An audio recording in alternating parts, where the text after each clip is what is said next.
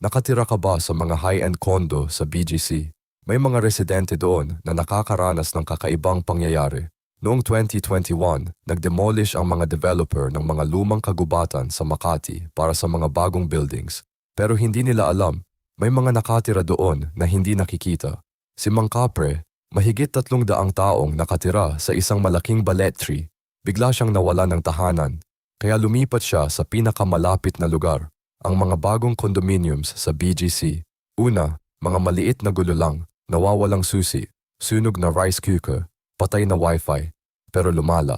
Mga elevator na tumutugtog mag-isa, tubig na kumukulay brown sa mga faucet, hanggang sa may isang residente na nag-iisip, baka kapre ito.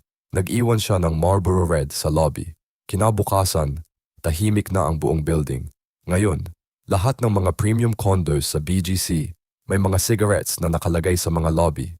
Hindi para sa mga tao, para kay Mang Kapre na naghahanap lang ng bagong tahanan sa modernong mundo. Kaya next time na makita mo ang mga cigarettes sa lobby, huwag mo nang tanggalin.